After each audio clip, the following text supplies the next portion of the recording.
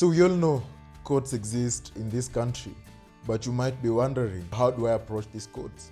What do courts require in terms of documentation and all this legal paperwork that is required from it? It might seem complex, might seem daunting, and some might back out from court processes just from a lack of understanding. So in this video, I'm just going to take you through the ins and outs of Kenyan court processes, what you need to watch out for, the considerations you need to have in mind even as you think about going to court. Basically, before you approach any court of law in this country, then this is a video that you need to watch. First things first, ask yourself, is court really your best option? Have you tried other alternative dispute resolution mechanisms? Have you tried negotiating directly with the other party? Have you tried possibly mediating the issues out between yourselves before you approach court? Have you sent out a formal demand letter to the other party, assuming it's some debt they owe you, asking them to pay you back your money? If they have breached a contract, just issuing a notice for them to remedy the default before you approach court. Sometimes that is all you need, just picking up that call. I'm sure ego issues are typically at play. You feel like, why should I call them, or why are they calling me? Honestly, if I were you, and based on everything I know about legal processes and court processes in this country, if you can settle any legal issue out of court, always opt for that option. Avoid court by all means possible, because by avoiding the court route, you'll be avoiding the legal costs that come with the same things to do with the filing fee that you are going to incur. If you have to hire a lawyer, definitely you have to pay them legal fees for all that. So that's the first question. Have I tried other methods of alternative dispute resolution? If you have not tried those first, try those first before you even consider going to a Kenyan court of law. And also, as you consider alternative dispute resolution mechanisms, ask yourself, does this person even have the money to pay me? Assuming it's a debt they owe you, do they even have the money to pay me back? Or it's a dead end?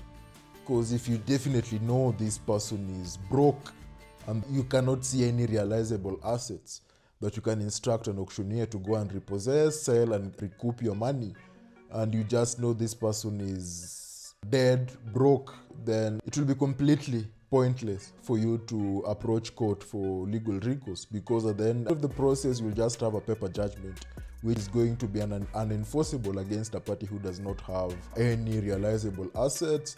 So you might just taking yourself through the court processes as an academic exercise, because the judgment you're going to get ultimately is going to be unenforceable, quote unquote, because the person you want to go after does not even have that money in the first place, does not even have any known assets that you can repossess. Another thing to consider before you go to a Kenyan court, or before you consider suing someone within the Kenyan court system, first of all, you need to understand the type of claim. Is it a debt recovery? How much is being owed, or how much is going to be claimed within the court processes? Is it a breach of contract? Is it a sensitive family matter? Is it a succession matter? Answering these questions is going to help you determine whether it's a civil claim, commercial claim, criminal claim, just to help you understand which court you're going to approach in the first place. Back to the monetary issue of how much of the debt is owed. Knowing and understanding the debt amount can help you understand which court to lodge that particular debt recovery claim. For instance, I think around 2-3 years back, the small claims court was set up in this country. Essentially, they deal with monetary amounts, which are Kenya shillings 1 million and below. So the benefit of small claims court is that they benefit from faster processes. They are not as bureaucratic as the other higher court systems. The law requires that matters within the small claims court are determined within 90 days or less. Though nowadays, with backlogs, this has stretched quite a bit. But they're still efficient in most parts of the country in terms of determining disputes fast. Assessing the amount of debt you're owed will help you determine which court to go to. And if it's a small claims court, then you're likely to get your way within the shortest time possible. Consideration number 3 before you go to court: gather your evidence, gather your documents. This is what the court will want to see. Our courts don't operate based on hearsay. They don't operate based on what was said without you being able to actually prove it. So do you have a written contract stating what was agreed between the parties? Do you have receipt that you received? Maybe you bought a product turned out to be faulty and you're considering suing. Do you have a receipt for this transaction? Can you show the proof of payment that you actually paid money to this particular store that you're considering suing?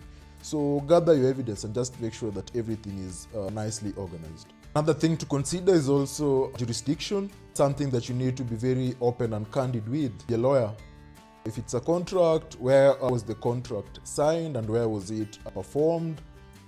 Yeah, these are the types of things that are going to determine where you're going to actually file a particular claim.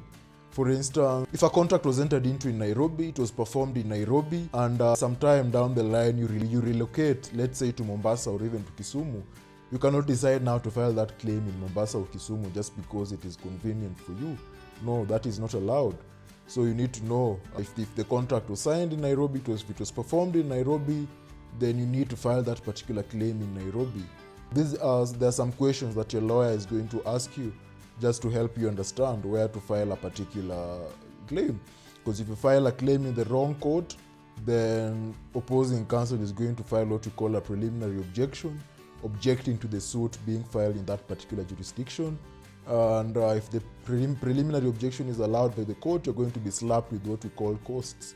You're going to have to incur the cost of paying the opposing counsel for your error of having filed in the wrong jurisdiction to begin with. It can be a very costly process. It all boils down to what was the value of the suit to determine how much you're going to pay in terms of costs. So always get jurisdiction right. Another thing to consider is that you can opt to act in person, and the court is going to grant you audience. Of course, if you never stepped inside a law class before, you're going to have a very difficult task in terms of just understanding and grappling with the bureaucracies within the court systems. So understand the process, understand how to actually file a claim. You need to understand that after you file your claim, you need to serve it on the other party. You also need to understand how to actually set down the matter for hearing. You need to procure mention dates, you need to procure hearing dates. On the hearing dates, you also need to understand how our hearings are conducted. Who goes first? Who goes last? How do you cross-examine witnesses? How are examination in chiefs done? So you also need to understand these processes if you're going to self-represent yourself. As part of understanding the process, be ready for delays. Be ready for multiple adjournments. Unfortunately for our Kenyan court system, it's highly unlikely that the matter is going to proceed smoothly and seamlessly. Expect a number of adjournments during the pendency of the suit. Expect a number of adjournments either at your request or at the opposing counsel's request. Things come up. A court might not be sitting, you might be feeling unwell, wanting you to reschedule the matter, and so on and so forth. So be ready for delays as well. So another thing to understand before you approach our Kenyan court system is to understand the costs involved. You need to understand what are the statutory filing fees you're going to incur in terms of the fees that you're actually going to pay to the Kenyan judiciary or to the Kenyan registry for them to accept your case, have it registered, and be allocated a date so that you can have a date before a judicial officer to determine your particular case, your claim, or your dispute. You also need to understand the legal fee implication, assuming you want to hire an advocate. In Kenya, we have what we call an advocate's remuneration order. You can download it. It's available online. You can have a look at it. It can give you a very clear picture of what to expect in terms of legal fees that a lawyer is going to charge you. So that is also a very important consideration before you consider filing a matter within the Kenyan judiciary.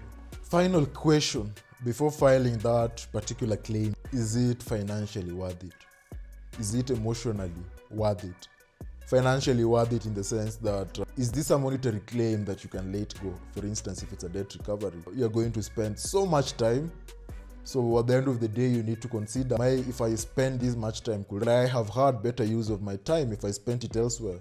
Could I have made much more money instead of going through all these sometimes painfully slow court processes? I've also mentioned it being emotionally worth it, considering the emotions that parties normally go through in regards to these court processes. It can be quite emotionally draining, so you need to have the emotional stamina to withstand the many months or the many years that the case is going to progress on.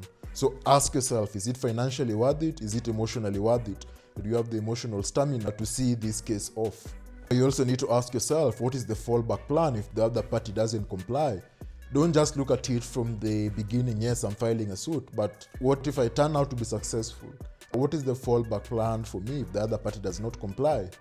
So those are some of the questions, or some of the key questions that you need to ask yourself before you approach any Kenyan court with any particular claim.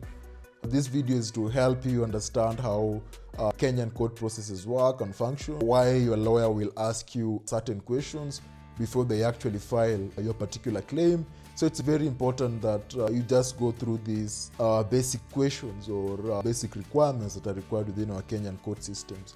If you have any questions or concerns about litigation matter you are currently contemplating, or you filed a while back and you are unsure about how it is going on and whatnot, feel free to reach out to us, book a consultation.